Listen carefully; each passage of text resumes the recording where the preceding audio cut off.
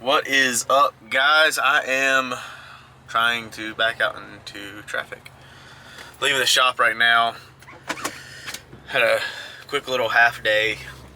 Got some emails taken care of, some business stuff, and waiting on some samples to come in. We got new Polo samples that were coming in. Hopefully they'll be in this afternoon and I'll be able to show you what we're going to be launching soon. I'm super excited on the new Polo samples.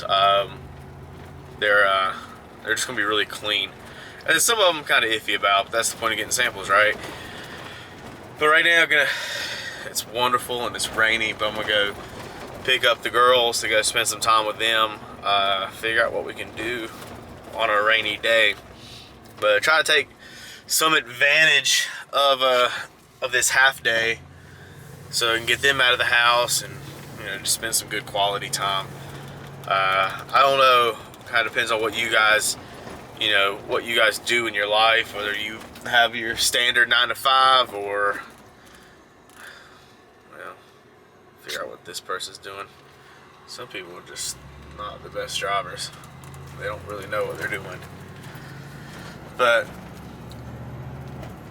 I don't know if you've got your standard 9 to 5 job, or if you do own a business or whatever, but any chance you can get to spend time with your girls or your kids. Well, I know some people have sons. I do not. I have 2 wonderful little girls.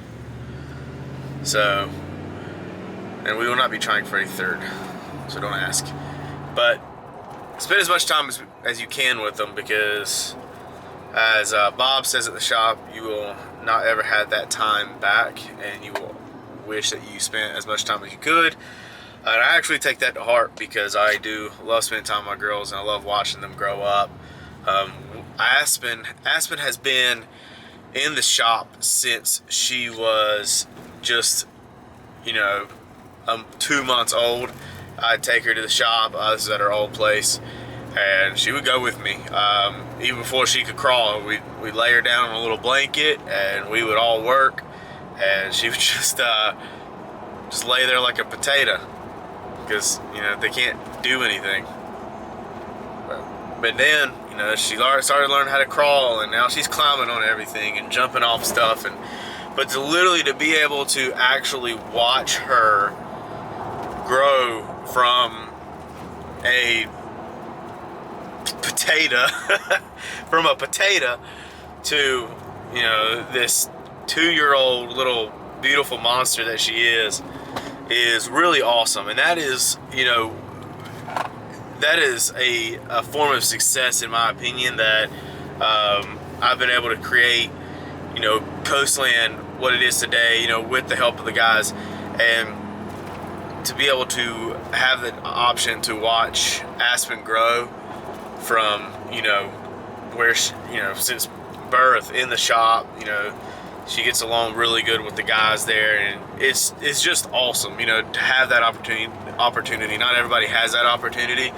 It's definitely frustrating sometimes, especially when she has her needy days and she wants to sit in your lap, and all you're trying to do is have business meetings, or get on the phone, or you're just trying to focus. That makes it tough. But when you sit back and just think about it, it's one of those things that that I'll never take for granted, because not everybody has that opportunity, and I'm stoked to have that opportunity. It's absolutely amazing that I get to do that. Not a lot of dads can say that they do that. My oldest daughter, she is 9, and if you don't know that, she is actually she's my stepdaughter, but I consider her my daughter. I love her like she's my own. I've been in her life since right before she turned 4. She is 9 now, so majority of her life, and just seeing her grow to the wonderful young woman that she is awesome as well. She's an amazing big sister. She loves watching Aspen. But I have the opportunity to take her to school, to pick her up from school, and she's funny too. So it's just awesome. I do consider myself extremely blessed and rich in that aspect. And that's another reason why I continue to grow and do what I do. As I mentioned before in another episode, that is my why. Those girls are my why. those 2 girls and my wife, that's why I do what I do.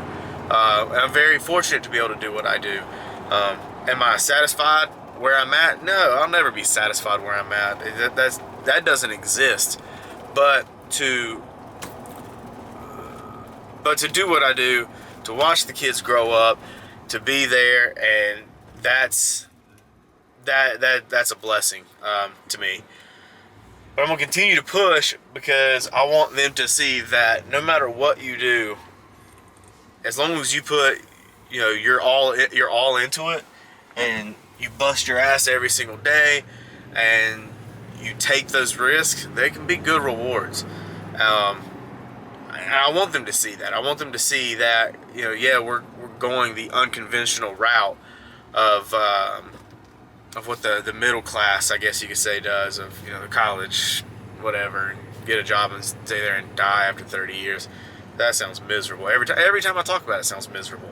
But I want them to make their own decisions. But if they get scared of, hey, I want to go take this risk, then I want them to jump.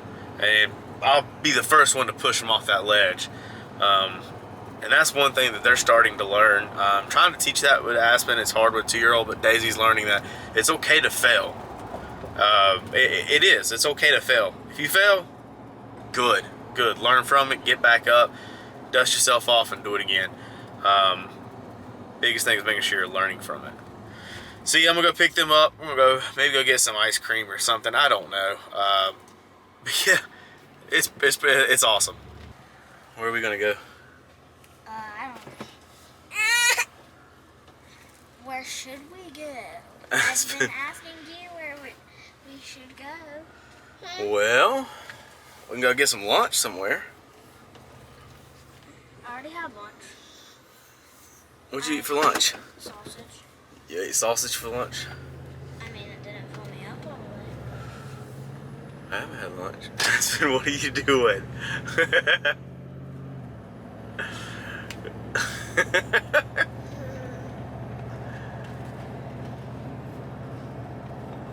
So we'll go to the shop. Those samples got delivered, so we'll run by there really quick. Well, first off, we get gas. I can get you a snack or something at the gas station if you want. Okay. I won't like it. And then we'll figure something out. Are you doing a video right now? Yes. I won't like it.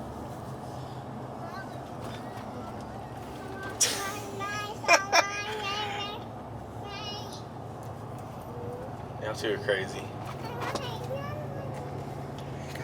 I love Mexican food, but it's 2:40 in the afternoon. It's not time to eat. But you barely ever want Mexican. We literally ate Mexican 2 times a week for the last year. Okay, we're not doing it anymore. We've only not done it for like 2 weeks. 3 weeks. 3 weeks. 3 weeks. 4 weeks. No, it's not even been 2 weeks since we've had Mexican. 5 weeks. You're crazy. Taylor asked me to say, you listen. You listen. What are we listening to? Listen. You listen.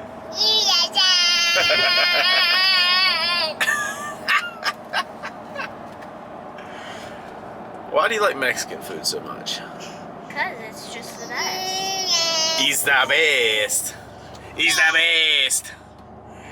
It's the best food you could ever have. What's your favorite thing to eat at a Mexican restaurant? XCP point.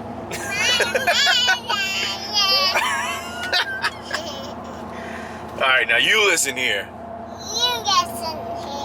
You listen here. Alright. Every day. So pretty much, Daisy's complaining. I gotta pick her up to get her out of the house, and all she's wanting to do is complain because it's wet outside. It's so wet. Well, that's why we are now driving around in circles. Instead of being stuck inside, we're stuck in a truck driving around in circles. So we're gonna go down to the lake. Probably go see our friends at Rock Outdoors, maybe. and work our way back to the house so I can drop them off so she can continue sitting on the couch and be a couch potato. And it's You continuing don't even to... know what those are. What, a couch potato? Yeah, you don't know what those are. I'm looking at 2 couch potatoes You're back too here. old to know what that is. I'm not too old to know what a couch potato is. You listen. No, you listen. You listen. You listen. You listen. They don't listen. I'm too cool to know what that is. I don't think so.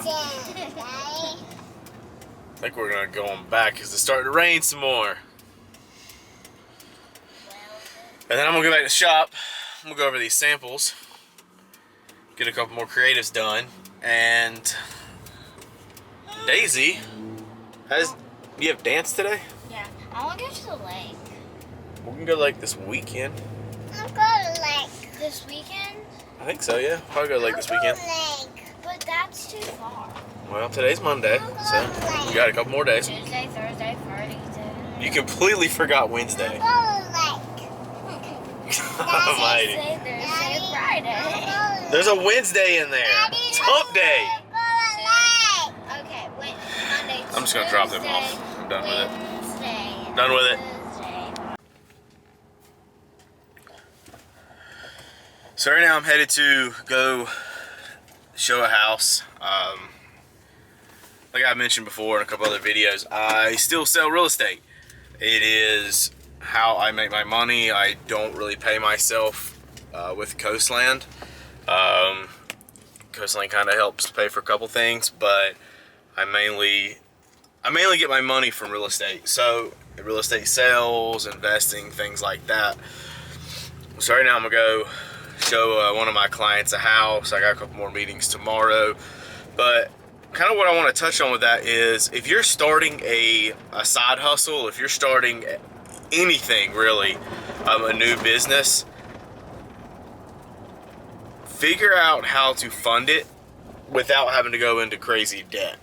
That's the biggest piece of advice that I can offer when it comes to getting finances. It doesn't matter if you work a 9-to-5 job or if you already own a business.